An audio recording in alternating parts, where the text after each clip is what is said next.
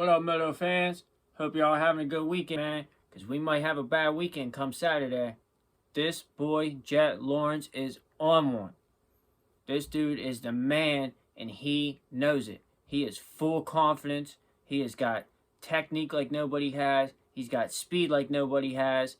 I mean, the way he beat Chase Sexton in motocross, after the way Chase Sexton beat Eli Tomac in motocross the previous year, that's straight domination.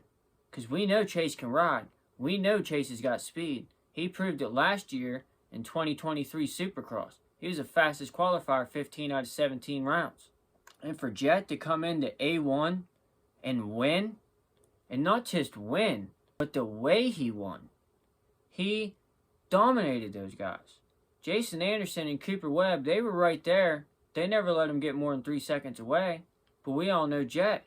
Jett gets up front, he pulls a gap, he maintains. They catch, he pulls away again. So that might have just been Jett Lawrence being Jett Lawrence and letting them guys stay right there, maintaining his race pace.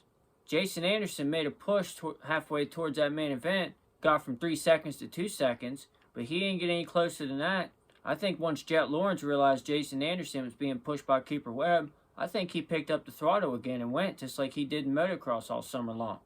And Eli Tomac, the one that everyone pegged to beat Jett Lawrence, he didn't look too good at Anaheim 1. Now, he's coming off an injury. He doesn't have his fitness at 100%. He even said himself 80%, which means in reality it's probably more like 60, 65%. But the way he rode in that main event, it was not good.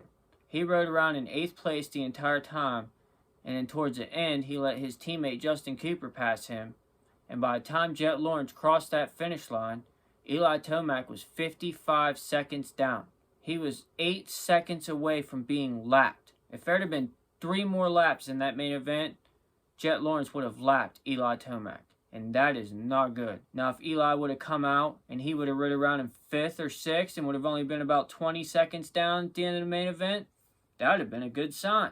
Okay, Eli's just getting back into it. He's just getting his feet wet. Nothing to worry about.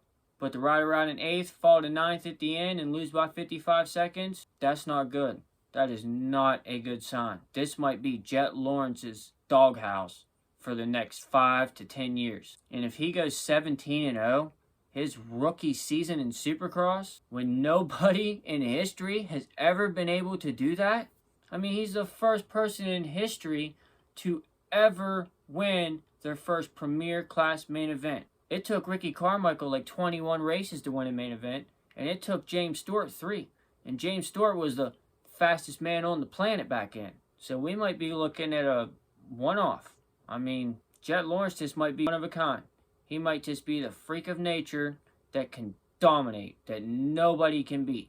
The Tom Brady, the Michael Jordan, that's what Jett Lawrence is. He is a once-in-a-lifetime player that nobody can beat.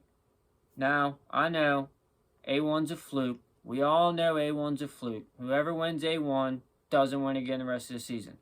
But that's not happening to Jett Lawrence. Jett Lawrence is winning at least 7 or 8 more of these main events. If not every single one. Jett Lawrence is more than capable of winning every single main event for the next 3 years. It's possible. Now, whether it becomes a reality or not, anything can happen. It's Supercross. I mean, we've seen that he can make mistakes. He made a mistake trying to catch Cooper Webb in the heat race. And he made a couple of mistakes at the beginning of that heat race when Cooper Webb took the lead and took off from him. So we know Jett's not perfect. We know Jett can push and make a mistake. But he does not do it very often. And all he has to do is be on the podium 12 out of 17 rounds. If he can be on the podium consistently 12 out of 17 rounds, that championship's his. He said it himself. All he wants is championships and to hunt down Jeremy McGrath's 72 win streak. Those are the 2 things that are on that boy's mind. And he's determined. He has got ambition, drive, motivation like nobody else in the sport. The only other person I've seen that not only has the ambition and drive like Jett Lawrence, but can also ride like Jett Lawrence is Hayden Deegan. And we got at least a year and a half, maybe 2-3 years before Hayden Deegan steps up to the 450s. Jett Lawrence could knock out 50 wins before Hayden Deegan ever gets there. All Jett Lawrence has to do is win at least 10 main events for 7 years. If he wins at least 10 main events for 7 years, he is the new king of Supercross. He will be the king of Supercross, the GOAT, and the SMX champion all wrapped into one. He will wipe the floor with James, Eli's, and Ricky's record like it's nothing. It's going to happen. He's only 20 years old in the 450 class. He rides till he's 32, 33 years old. We're looking at a new king. It was bound to happen. I mean, nothing stays the same forever. Jeremy McGrath has been the king of Supercross since the 90s. Here we are in the 2020s. It's time for someone else to take the throne. And Jett Lawrence is it. We are witnessing it right now in real time. And don't get me wrong, it's cool to see. It is really cool to see someone come in and win. Boom, boom, boom, boom.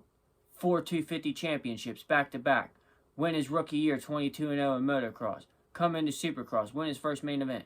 It's really cool to see. He's making history. Every single time Jett Lawrence throws his leg over the bike and that gate drops, he's making history. Every single time. And no one can do a thing about it. They try. Chase Sexton tried like he never tried before against Eli in 2023 motocross to beat Jett Lawrence. And he could not do it. Jett did not waver. He did not falter one time. The only time he did was at High Point. And it wasn't because he was being pressured by Ken Roczen. It's because it was muddy and his front end pushed. But what'd he do? He got up, got back on the bike, settled back into his pace, hunted down Ken Roczen, and kept his streak alive. Same thing at Budds Creek. He gets a bad start, 6th place. What's he do? He settles into pace, works his way through the pack, keeps his streak alive. He has not lost on a 450 yet. The only place he's lost on a 450 is 2023 Motocross of Nations. And the only reason that happened is because he went down. If he wouldn't have went down, he'd have probably did what he did in 2022. He'd have probably won. So I don't know. I guess we'll just have to see what happens come San Fran here in a few days. Hopefully one of these boys can get a jump out of the gate and get up front like Cooper Webb did in the heat race. Because I think that's what it's going to take. If Jett Lawrence gets a whole shot, he's winning the race. The only way these guys are going to beat this kid is if they work on their starts and start pulling whole shots. That is the only way anybody is beating Jett Lawrence. And I hope someone does. Because I want to see bar banging action. I want to see someone fighting for the win. I don't want to see someone get a whole shot every single weekend and take off. That's boring. Who wants to see that? Yeah, cool, make history, whatever, but come on, man. We're Supercross people. We want to see people fighting for it. Block passes in the turns. Someone coming from 3rd place up to 1st, taking the lead, running away with it. Eli Tomac going beast mode.